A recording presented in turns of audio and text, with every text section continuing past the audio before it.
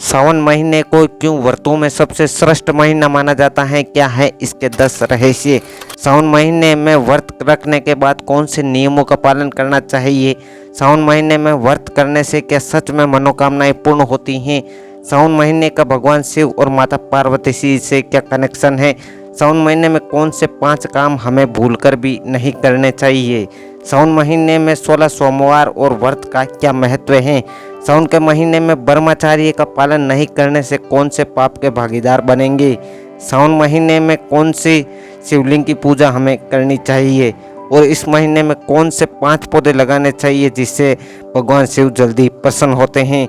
आइए जानते हैं इन सारे सवालों के लेकिन इससे पहले आपसे एक छोटी सी रिक्वेस्ट है कि आप इस वीडियो को लाइक और चैनल को सब्सक्राइब जरूर कर दें। तो चलिए शुरू करते हैं। भगवान शिव इस महीने में माता पार्वती ने कठिन तप करके शिव जी को प्रसन्न किया था, इसीलिए भगवान शिव को ये महीना सबसे प्रिय महीना है।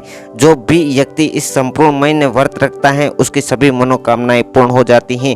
पौराणिक कथा के अनुसार देवी सती ने सावन महीने में निराहार रहकर व्रत किया और उन्हें प्रसन्न कर विवाह भी किया, इसीलिए ये महीना विशेष महत्व रखता है। सावन में सत्संग का महत्व है। सावन शब्द श्रवण से बना है जिसका अर्थ है सुनना, अर्थात सुनकर धर्म को समझना। इस महीने में सत्संग का महत्व है। सावन महीने में कल्पवासी या तीर्थवास के माध्यम से ग्रस्त अपने संतों से सत्संग का लाभ लेते हैं। प्रकृति का पुनर्जन्म। इस महीने में पतझड़ से मुरझाई हुई प्रकृति पुनर्जन्म लेती है, चारों ओर हरियाली छा जाती है, सृष्टि का पुनः सर्जन होता है, जल में जीवन जंतुओं की संख्या बढ़ जाती है, धरती पर भी प्रजनन काल रहता है। ऐसे समय में सभी मनुष्य को मांसाहार से दूर रहना चाहिए और यात्राओं को स्थगित कर देना चाहिए। उपाक्रम भी करना चाहिए। इस महीने में श्रवणी उपाक्रम करने का महत्व भी है। यह क्रम किसी आश्रम, जंगल या नदी के किनारे किसी सन्यासी की तरह रहकर संपूर्ण किया जाता है। श्रवणी उपाक्रम के 3 पक्ष हैं: प्रायश्चित, संकल्प, संस्कार और स्वाध्याय। पूरे महीने किसी नदी के किनारे किसी गुरु के सानिध्य में रहकर श्रावणी उपाक्रम करना चाहिए। 3 तरह के व्रत होते हैं। पुराणों और शास्त्रों के अनुसार सोमवार के व्रत 3 तरह के होते हैं: सावन सोमवार, 16 सोमवार और सोम प्रदोष। हालांकि महिलाओं के लिए सावन सोमवार की व्रत विधि का उल्लेख मिलता है, उन्हें इस विधि के अनुसार ही व्रत रखने की छूट है। मनोकामना पूर्ण करने का महीना। शिव पुराण के अनुसार जिस कामना से कोई इस महीने के सोमवारों का व्रत करता है उसकी वे कामना अवश्य एवं अतिशीघ्र पूरी हो जाती हैं। जिन्हें 16 सोमवार व्रत करने हैं वे भी सावन के पहले सोमवार से व्रत करने की शुरुआत कर सकते हैं। इस महीने में भगवान शिव की बेलपुत्र से पूजा करना श्रेष्ठ एवं शुभ फलदायक होता है। शिव के जलाभिषेक का फल। सावन महीने को मासोत्तम मास भी कहा जाता है। सावन नक्षत्र तथा सोमवार से भगवान शिव शंकर का गहरा संबंध है। इसी महीने में भगवान शिव और प्रकृति अनेक लीलाएं रचते हैं।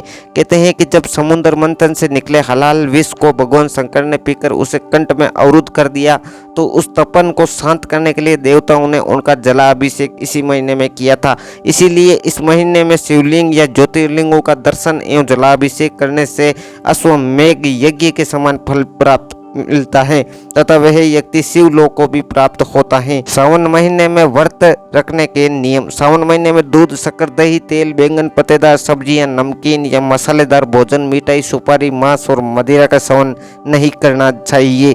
इस दौरान बाल और नाखून नहीं काटने चाहिए। सावन महीने में यात्रा, सहवास, वार्ता, भोजन आदि त्याग कर नियम पूर्वक व्रत रखना चाहिए, तो ही इसका फल मिलता है। दिन में फलाहार लेना और रात को सिर्फ पानी ही पीना चाहिए। सावन महीने में ये लोग भूलकर भी न करें व्रत जिसकी शारीरिक स्थिति ठीक न हो। व्रत करने से उत्तेजना बढ़े और व्रत रखने पर व्रत भंग होने की संभावना हो, उसे व्रत नहीं करना चाहिए। रजस्वला स्त्री, जरूरी यात्रा या युद्ध के हालात में भी व्रत नहीं करना चाहिए। रोगी, बच्चे, वृद्ध, शौच आदि लोगों को भी व्रत नहीं रखना चाहिए। इस व्रत को रखने के 3 कारण हैं: पहला दैनिक, दूसरा मानसिक और तीसरा आत्मिक रूप से शुद्ध होकर पुनर्जीवन प्राप्त करना और आध्यात्मिक रूप से मजबूत होना।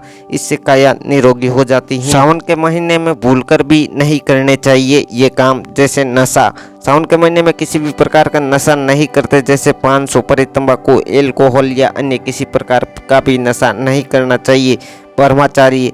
सावन के महीने में यदि ब्रह्मचार्य का पालन नहीं करते तो पछताएंगे। ब्रह्मचार्य का पालन नहीं करते हैं तो निश्चित ही आप गंभीर रोग या किसी भी प्रकार के शोक से ग्रस्त हो सकते हैं। आप शिव के अपमान का भी पाप लग सकता है। नंबर 3, मांगलिक कार्य। सावन महीने में किसी भी प्रकार के मांगलिक कार्य नहीं करना चाहिए, जैसे विवाह संस्कार, जातकर्म संस्कार, घर प्रवेश आदि। नंबर 4, स्नान। सावन महीने में प्रतिदिन स्नान करना चाहिए। स्नान नहीं करने से शरीर जल्द ही रोगग्रस्त हो सकता है। सावन महीने में शरीर पर तेल लगाने की मनाही है। भगवान शिव को प्रसन्न करने के लिए कौन से शिवलिंग की पूजा हमें करनी चाहिए? पीतल का शिवलिंग। इसकी पूजा करने से सभी प्रकार के दुखों और आर्थिक समस्याओं से मुक्ति मिलती है। रुद्राक्ष से निर्मित शिवलिंग। इसकी पूजा करने से भगवान शिव जी की कृपा हमेशा हम पर बनी रहती है और सभी पाप और दोष दूर हो जाते हैं। कपूर का शिवलिंग। विधि विधान से पूजा करने पर भक्ति और मुक्ति का आशीर्वाद मिलता है। सोने का शिवलिंग। इससे आर्थिक परेशानियों से मुक्ति मिलती है इसकी पूजा करने से। चांदी के शिवलिंग की पूजा करने से भगवान चंद्रदेव की कृपा प्राप्त होती है, जिससे मानसिक कष्ट दूर होते हैं। इसके अलावा आप फूलों से बना शिवलिंग और स्फटिक शिवलिंग और पार्थिव यानी कि मिट्टी से बना शिवलिंग, मिश्री से बना शिवलिंग, पारद से निर्मित शिवलिंग।